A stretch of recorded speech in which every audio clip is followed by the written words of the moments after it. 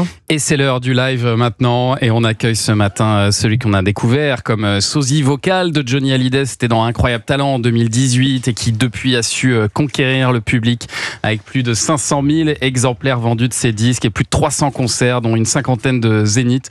Bonjour Jean-Baptiste Guégan. Bonjour. Et merci d'être avec nous. C'est quand même toujours assez surprenant d'entendre votre voix alors qu'on a célébré il y a quelques jours seulement les 7 ans de la disparition de Johnny. Eh bien, vous nous faites ce matin un très beau cadeau puisque vous allez nous interpréter en direct l'une de ses plus belles chansons. Voici Marie par Jean-Baptiste Guégan, rien que pour les auditeurs d'Europe 1.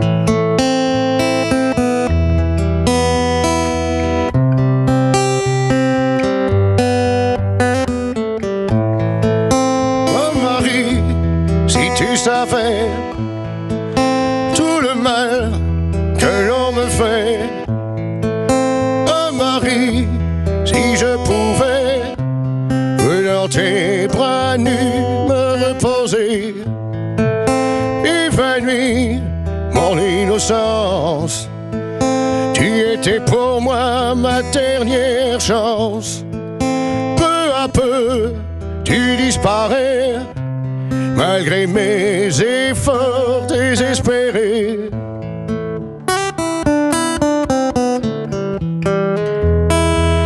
Mais rien ne sera jamais plus pareil. J'ai vu plus d'horreur que de merveilles. Les hommes sont devenus fous alliés. Oh, je donnerai tout pour oublier.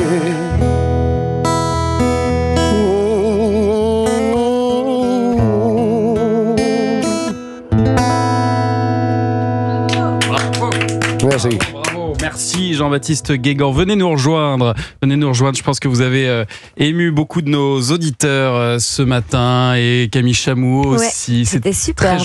Très jolie cette voix qui est absolument bluffante. Asseyez-vous, je vous en prie. Et en même temps, on comprend dans votre nouveau titre que vous venez de sortir, Jean-Baptiste Guégan, que cette voix qui est merveilleuse, elle peut aussi par moments être un petit peu pesante. Voici un extrait de Lettre à ma voix. Est-ce que c'est un hasard? Où est-ce un rendez-vous? Le destin qui se moque de nous, qui mélange les cartes et les jette n'importe où.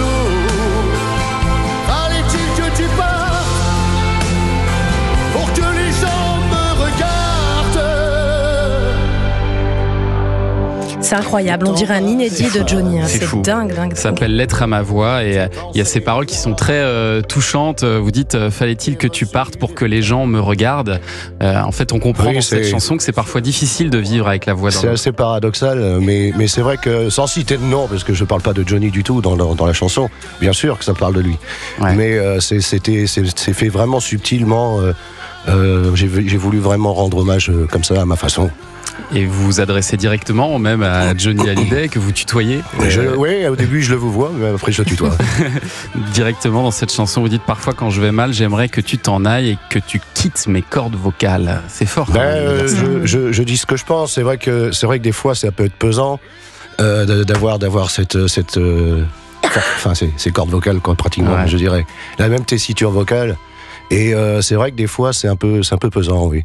Ça peut être pesant. Parce que les gens n'imaginent pas que vous êtes pas dans l'imitation en fait. Vous êtes vraiment sosie vocal. C'est vrai que des fois on m'a comparé comme un imitateur, mais je leur fais comprendre aux gens, je leur dis que je ne suis pas un imitateur. Laurent Gérard, c'est un imitateur.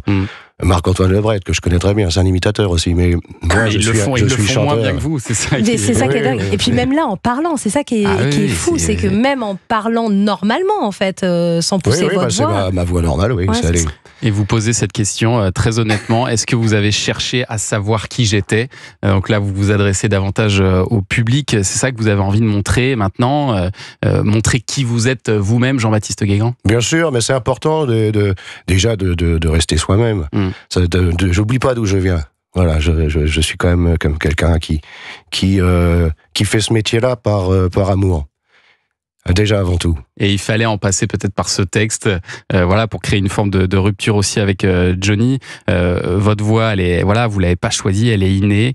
Et votre conclusion dans cette chanson, c'est j'ai reçu l'héritage le plus précieux. Parce que finalement, sans cette voix, sans ce don du ciel, vous en seriez pas là pour autant. Bien sûr, et puis je pense que c'est une chanson qui est quand même assez mystique, quand même, quelque part. Ouais. Donc voilà, c'est très subtil, et puis pour faire comprendre les choses, on n'est pas obligé de chanter que du rock'n'roll tout le temps. Hein.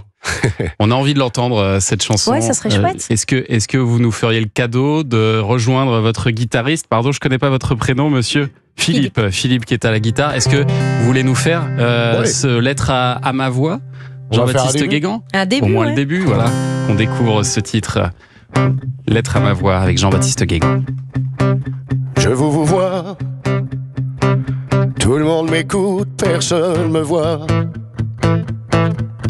En cas de doute, ouvrez les yeux, ce n'est que moi qui porte le costume de vos chansons posthumes.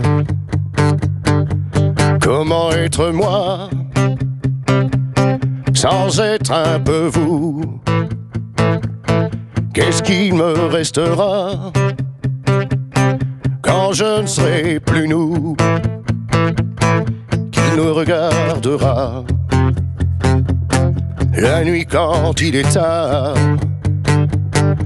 au-delà de ma voix? Qui connaît mon histoire?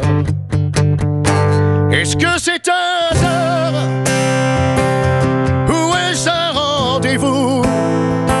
Le destin qui se marre, qui se moque de nous, qui mélange les cartes et les jette n'importe où.